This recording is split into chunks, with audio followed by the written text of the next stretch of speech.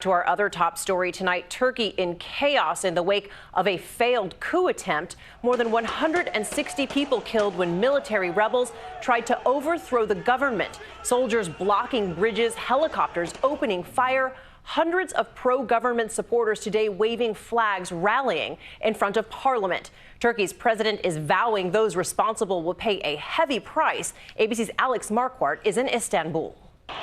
Tonight, with the military coup now a clear failure, supporters of Turkey's President Erdogan flooding Istanbul's streets, waving flags and marching triumphantly. This man telling us it is a victory for democracy. The president proving he's a great leader. This just 24 hours after chaos broke out across the country. At around 10:30 p.m. local time, troops in camouflage shut down two major bridges in Istanbul. Fighter jets flew low overhead, helicopters hovering above. Blasts at the Turkish parliament in Ankara, shattering glass and ripping doors off their hinges. Every time you'd hear weird sort of low-flying planes, you'd panic that it was like the Third World War or something. Gunfire in the streets as tanks drove on the highway. The insurgents shutting down Istanbul's airport, taking positions at the entrance.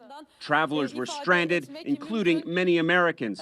The U.S. Embassy tweeting a warning. U.S. citizens in Turkey should shelter in place and stay indoors. A state TV anchor read a statement from coup leaders declaring martial law. But in the early hours of the morning, with Istanbul's airport retaken, President Erdogan dramatically vows to crush the uprising and called on supporters to confront the rebels. And as day breaks, the soldiers on their heels, surrounded by crowds and police.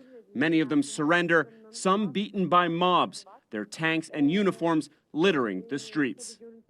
And President Erdogan's supporters still out in full force tonight. He blames this attempted coup on what he called a small faction within the military that he says is supported by a Turkish cleric who lives in Pennsylvania. Today, he demanded that the U.S. hand this cleric over, setting up a diplomatic showdown between Washington and one of its most important partners in the region.